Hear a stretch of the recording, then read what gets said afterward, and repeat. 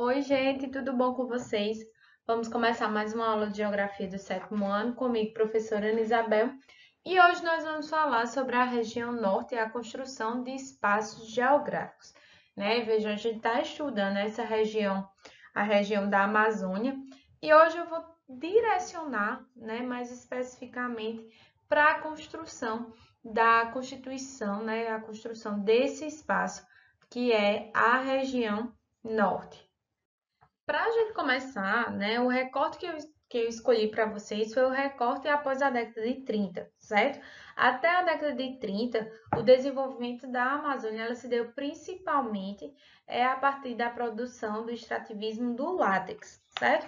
Depois da década de 30, a gente tem o período onde se desenvolve a extração de produtos agrícolas e de minérios, tá? A gente tem a malva, Vocês estão vendo aí, nessa de roxinho aqui. A gente tem a malva, a pimenta do reino e a juta como os principais produtos, explorados e também se desenvolveu se descobriu, o manganês mais ou menos nos anos 40, e aí a sua exploração ela se intensifica muito fortemente a partir da década de 50, principalmente no Amapá, e a produção também de cassiterita em Rondônia. E até hoje a atividade mineral ela vem se destacando na região, além da região da Amazônia. E aí a gente tem a criação, em 1953, da Superintendência do Plano de Valorização Econômica da Amazônia. Essa superintendência, ela foi construída com o objetivo realmente de desenvolver, de construir, de integrar a região da Amazônia, facilitar o povoamento, a implantação de da agricultura, realmente, vamos dizer, levar a população para a região norte, certo? Quem foi o responsável pela criação dessa agência foi o presidente Juscelino Kubitschek. Aqui vocês estão vendo uma foto do presidente Juscelino Kubitschek, a janela do veículo, que ele visitou as obras da construção da rodovia Belém-Brasília em 1958, em um caminhão da SPVEA, da Superintendência do Plano de Valorização Econômica da Amazônia. E a gente tem em 1966, em substituição da Superintendência de Valorização Econômica da Amazônia, a gente tem a SUDAM, que é a Superintendência do Desenvolvimento da Amazônia. A SUDAM também, ela continua com esse objetivo de planejar, de inspecionar e de conduzir o desenvolvimento na Amazônia, através de um plano de integração nacional. Ela, além de buscar esse desenvolvimento, ela também destinou, financiamentos para que empresas elas fossem se instalar e construir usinas hidrelétricas, aeroportos, linhas de telefonia lá na região norte. E aí a gente tem aqui o exemplo de minas de extração de bauxita, essas empresas que foram para lá, elas se dedicaram à atividade mineradora, também continuou, essa questão da construção de estradas, e a gente tem aí a rodovia Transamazônica, que ela atravessa 7 estados brasileiros e ultrapassa 4.000 quilômetros de extensão, dos quais menos da metade é asfaltada. Nos estados do Pará e da Amazônia, a rodovia apresenta sérios problemas de conservação, além de problemas relacionados às questões indígenas e ambientais. Na foto, trecho da rodovia Transamazônica do município do Novo Repartimento, no Pará, em 2016. Essa Transamazônica, apesar dela já vem sendo construída há anos e ainda não foi concluída, ela busca realmente facilitar essa integração. Essas superintendências, elas levaram, né, atraíram tanto empresas como a população. Em 1960, a população era de 2,5 milhões de habitantes. 10 anos depois, houve um aumento para 4,2 milhões de habitantes. Então, prova que esses fluxos migratórios eles incentivaram o crescimento da população naquela região, mas também teve alguns prejuízos ambientais, né? Por falta de fiscalização, foram tomaram-se contas de terras indígenas, desmataram a floresta amazônica. Então, a gente vai falar sobre isso em outras aulas, mas é importante lembrar que essas agências elas foram criadas, mas não tinham, né, esse objetivo de fiscalizar efetivamente.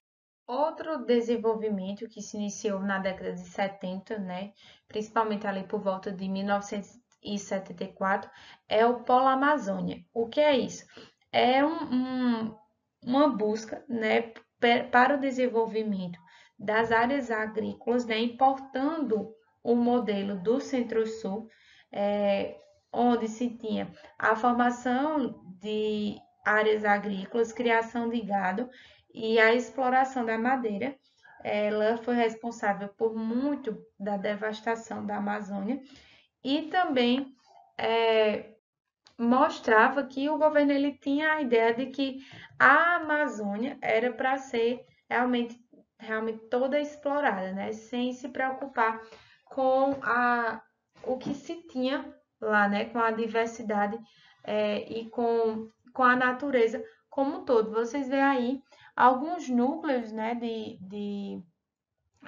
Que foram construídos a partir desses projetos, né? Vocês estão vendo esses círculos aí, os diferentes núcleos que foram criados de assentamentos, projetos particulares e também projetos integrados. Todos esses aí eram com o intuito, né, de desenvolvimento da Amazônia. E para buscar incentivar a industrialização em Manaus, se criou a Superintendência da Zona Franca de Manaus, que é chamada SUFRAMA, que ela disponibilizou a infraestrutura e as vantagens fiscais, né, financeiras, para atrair a indústria para essa região.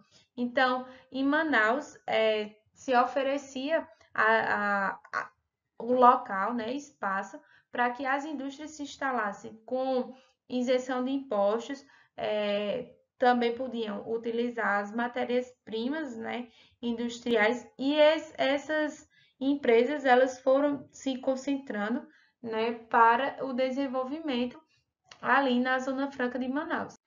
Essas empresas elas são, né, principalmente voltadas para o ramo de eletrodomésticos, na maioria na linha em Manaus, certo? Mas não é só no município de Manaus, a gente chama Zona Franca de Manaus por ser a principal cidade e ter uma grande concentração em Manaus, né?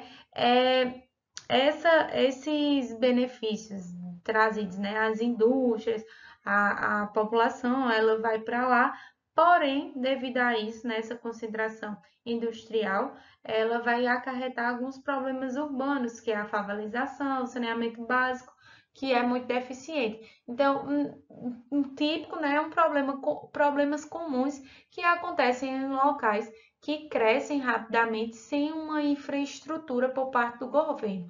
Há um incentivo, né, houve um incentivo, na verdade, ao desenvolvimento na área, porém, ao desenvolvimento não só industrial, certo? Mas também tem um desenvolvimento industrial, mas não tem um planejamento urbano para que haja esse desenvolvimento. A ideia era só realmente desenvolver. Então, vocês veem aí projetos, né, que aconteceram para o desenvolvimento da região norte, né, projetos de, de desenvolvimento, integração, né, integração nacional, projetos de desenvolvimento na área agrícola, projetos no desenvolvimento industrial e um projeto agora que é o projeto na área mineral, chamado o Projeto Grande Carajás. Ele foi um projeto de grande destaque na história da ocupação da Amazônia, por toda a área que ele abrange, que é 890 mil quilômetros quadrados, um pouco mais de 10% do território brasileiro, e pelas atividades e as obras envolvidas, que são a extração de riquezas minerais como o ferro, o manganês, o níquel, o estanho, a bauxita, que minério de alumínio, o cobre, o ouro, na Serra de Carajás, a construção hidrelétrica de Tucuruí, a construção da estrada de ferro de Carajás, que liga a região da extração mineral aos aeroportos de Itaqui e de Ponta de Madeira e São Luís do Maranhão. Vejam aqui, ó, a gente tem os minérios, né, cobre, ferro, os minérios explorados, a indústria de alumínio, né, a hidrelétrica e aqui as ferrovias, rodovias e hidrovias que estão envolvidos em todo esse projeto nessa região da Amazônia. Então, pessoal, espero que vocês tenham entendido como se configurou, né, as atividades que foram responsáveis pela configuração da região norte, né, da região da Amazônia, como ela é hoje.